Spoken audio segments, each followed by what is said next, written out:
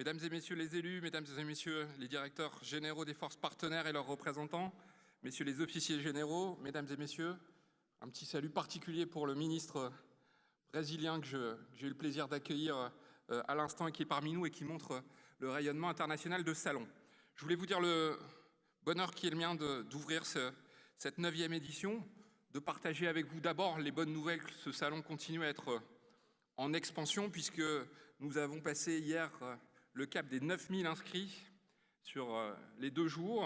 Nous étions à 5500 inscrits l'année dernière. Ça prouve que notre salon, notre manifestation prend de l'ampleur et continue de se développer. Je vous remercie de votre présence et de votre implication. C'est vrai qu'aujourd'hui, les problématiques de cybersécurité, elles nous touchent tous, État, administration, entreprises et citoyens. Pour moi qui viens du monde professionnel de l'IT, c'est vrai que c'est à la fois une source d'espoir, d'innovation, la nécessité pour notre société de repenser nos méthodes, une opportunité de création d'emplois nouveaux, mais il faut aussi, et c'est l'objet de nos rencontres de ce salon, de ce forum international de cybersécurité, il faut aussi nous préparer à des menaces nouvelles. Dans ce monde hyper connecté, j'en profite puisqu'on a fait allusion au fait que je sois maire de Roubaix pour saluer une des entreprises fleurons de ma ville, de notre métropole, et aussi de France OVH, avec qui j'ai des échanges réguliers sur les nouveaux risques liés notamment aux objets connectés. C'est vrai qu'on l'a vu récemment, ce développement des objets connectés. Alors, je sais, comme vous, j'entends beaucoup de chiffres. On parle actuellement de 28 milliards d'objets connectés en 2020. On verra la croissance de ce domaine-là, mais c'est vrai que cette opportunité crée aussi des risques et des menaces. Et c'est vrai qu'il faut se préparer à ça. Il faut se préparer à des menaces nouvelles, inédites, avec des cybercriminels, des activistes, des États aussi qui n'ont pas toujours des intentions tout à fait positives, évidemment la menace terroriste. Et ce qui nous rassemble aujourd'hui, c'est cette conviction forte que le cyberespace n'a ni frontières ni limites. C'est vrai qu'on voit aussi des enjeux majeurs sur la protection des données personnelles qui fait beaucoup travailler nos spécialistes avec cette nécessité de garder notre souveraineté numérique en termes de données.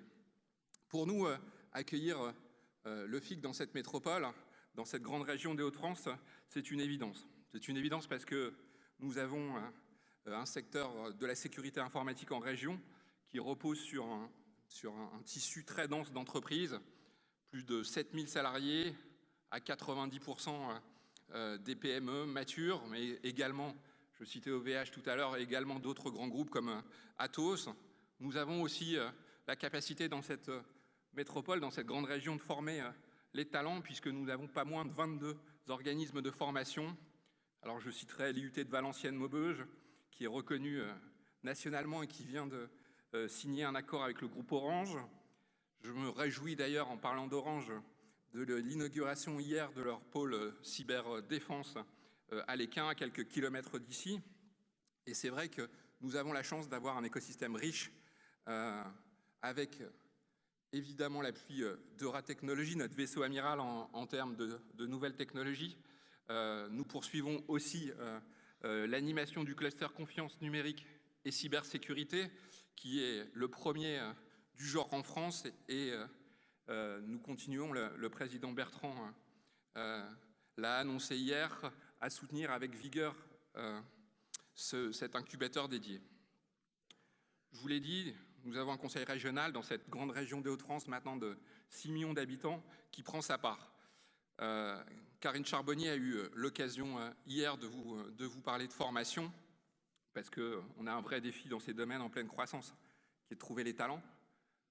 Moi, je rencontre beaucoup d'entreprises et c'est vrai que le point commun de toutes ces entreprises, c'est de chercher des talents, de temps en temps être même limités dans leur croissance. Donc, la région Hauts-de-France interviendra et continuera de développer son partenariat avec les acteurs de la formation pour former des talents et fournir aux entreprises les moyens de se développer, aux administrations aussi qui font face à des risques nouveaux. J'ai eu le plaisir hier midi d'accueillir la délégation des gendarmeries nationales. Et c'est vrai que j'ai vu aussi que la France jouait un grand rôle. Et c'est vrai qu'on était ravis d'échanger avec des responsables de la gendarmerie, du Mexique, du Chili, de l'Algérie, des pays avec lesquels on a des liens historiques forts, mais aussi des pays nouveaux qui se forment comme nous à ces nouveaux risques. Et c'est vrai que c'est une source de fierté particulière. Je pense pour conclure que nous devons continuer à travailler en réseau, à montrer notre capacité de collaboration dans ces domaines. C'est ce qui fera la différence. Il faut aussi qu'on travaille sur ce dossier en préparant les générations futures à ces risques. Je passerai une délibération dans quelques semaines pour former les lycéens de notre région à toutes ces menaces nouvelles. Et c'est vrai que ça prouve bien que ces questions de cybersécurité, de cyberharcèlement, de cyberdéfense, c'est l'affaire de tous. Je voulais vous remercier de votre contribution à notre Forum international de cybersécurité, de vous souhaiter à tous un bon séjour dans notre métropole, dans notre grande région. Merci de votre implication. Longue vie au FIC, évidemment, dans la région des Hauts-de-France. Je vous remercie.